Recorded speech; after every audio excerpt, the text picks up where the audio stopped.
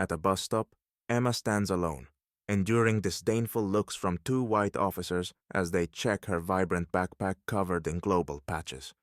None suspect her father. The U.S. ambassador is on his way to stop this injustice.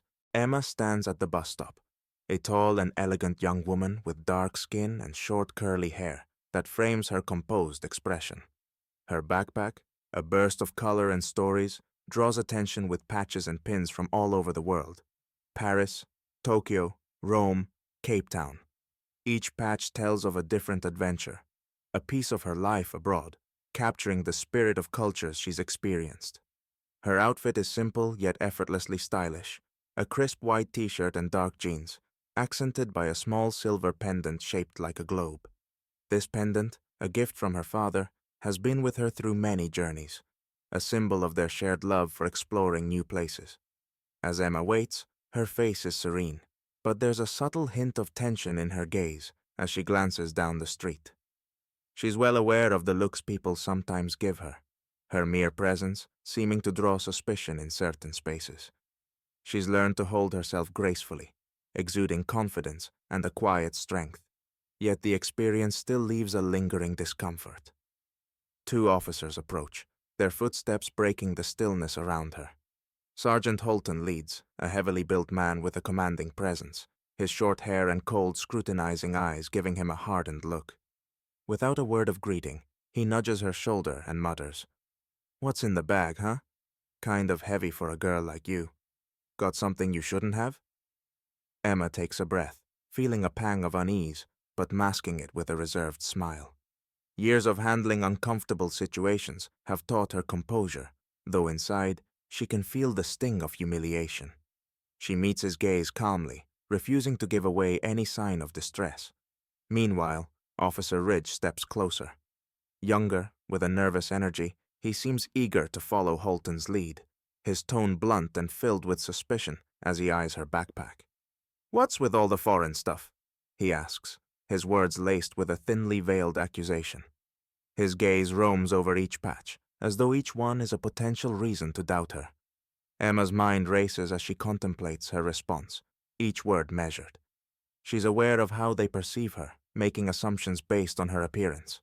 But what neither of these men know is that her father, the U.S. ambassador, is just a phone call away, already en route to handle this injustice.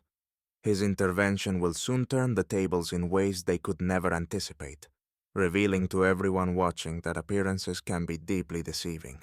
Emma stands under the growing scrutiny, feeling the collective gaze of strangers pressing down on her. People passing by slow their steps, some stopping entirely, their faces a mix of curiosity, concern, and dismay as they watch the scene unfolding. Conversations start up in hushed tones around her, while others simply stare, observing the interaction between the young woman and the officers. The air grows thick with tension, and Emma's heart pounds in her chest, echoing her discomfort and humiliation. She tries to keep a calm expression, but the humiliation seeps into her eyes. Sergeant Holton, realizing he now has an audience, lets a smug grin spread across his face. He straightens up, puffing his chest slightly, as if he's now performing for the crowd. "Let's see what's in that backpack," he drawls, his voice carrying a note of taunting amusement that's unmistakable, though he frames it as if it's a routine check. Officer Ridge, standing close behind, nods approvingly, feeding off Holton's energy. "Yeah, come on. Don't make us wait," he adds, his tone sharp, almost mocking. Under their scrutiny and the eyes of the crowd, Emma gathers her courage and, with a deep breath, unzips her backpack. Carefully, she places each item in plain view. A stack of well-organized notebooks, filled with her notes, a worn book on world history, her personal journal holding private reflections, and an array of small souvenirs from her travels. A tiny compass, a colorful beaded bracelet, and an amulet from a distant market glint in the sunlight. Pieces that carry memories from places around the world. Each item tells the story of a life rich in curiosity and learning. A young woman shaped by culture and experience. But instead of acknowledging any of this, Holton's gaze falls on her notebooks, and he sneers, an edge of mockery in his voice. "What's the point of all this? All these books, like education even matters for people like you." His words, dripping with disdain, hit her like a slap. Emma's eyes widen, and for a moment, she feels the sting of his insult. Still, she composes herself, summoning strength to respond. "I work hard for my education. My family values learning." Yet, as soon as the words leave her lips, they dismiss her with a wave, as if her voice holds no worth. Their dismissive gestures cut her off mid-sentence, adding a layer of humiliation to an already crushing moment. Around her, the crowd begins to murmur, some shaking their heads. Phones are raised, the bright screens pointed at the officers as more people start recording. The disapproval in the air is almost tangible, eyes narrowing at the officer's cruelty. Despite the growing condemnation from the silent audience, no one steps forward. Emma stands alone, under the harsh light of judgment from both the officers and the bystanders, feeling as if she's been stripped of her dignity piece by piece in front of strangers. Suddenly, a large black SUV with diplomatic plates pulls up at the scene. The sleek polished vehicle reflects faint glimmers of sunlight as it comes to a smooth stop at the curb. The door opens, and a tall man with a commanding presence steps out.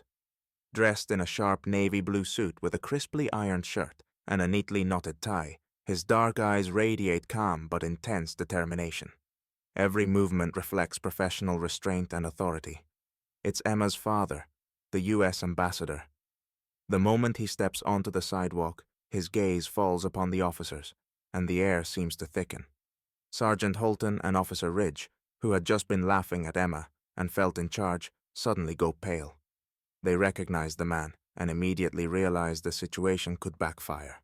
Both freeze, as if gripped by fear, and drop their eyes, fully aware that their actions were witnessed and are now under scrutiny. With iron composure, the ambassador regards them with a slight mix of displeasure and disdain. He steps forward and says coldly, his tone controlled, yet filled with disapproval, "Would someone care to explain what's going on here?" His voice is firm and clear, causing everyone to hold their breath, and the officers to exchange nervous glances. We were just checking, sir," Holton stammers, trying to compose himself and appear confident, but his words are unconvincing. Officer Ridge adds something like, "Yes, just a routine check, nothing personal." Without losing his composure, the ambassador looks directly at them, and without raising his voice, reminds them, "I personally sent a notice to the local police against discrimination. Behavior like this is absolutely unacceptable."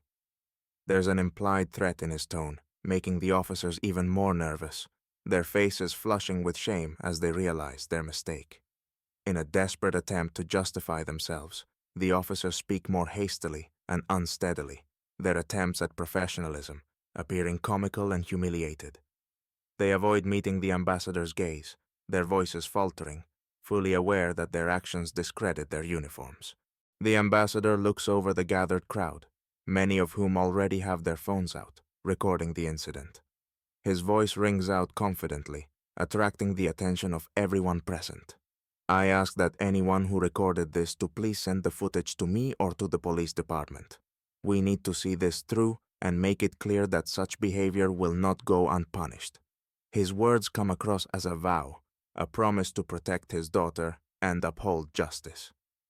Sergeant Holton and Officer Ridge exchange panicked glances, realizing the situation has taken a serious turn. They begin to understand the consequences this incident could have for their careers. The flippant and derisive tone they had used just moments earlier has disappeared. Their faces turn pale, showing a mix of shame and fear. They try to justify themselves, but their words stick in their throats. Everyone knows it's too late. Emma, who initially felt humiliated, intimidated, and alone, suddenly feels a surge of pride. She looks at her father with admiration and gratitude. All those long minutes of suppressed resentment, trying to cope with humiliation, now seem distant and unimportant. She realizes she no longer has to silently endure injustice and humiliation. She now knows she's not alone. Her father is a person unafraid to defend her rights and hold those who abuse power accountable. Emma stands taller, her gaze firm and resolute. Her heart fills not only with pride, but with a renewed sense of self-worth. She understands that this moment has changed her. From now on, she will stand up for herself and her rights, knowing that her family and those who believe in justice will always support her.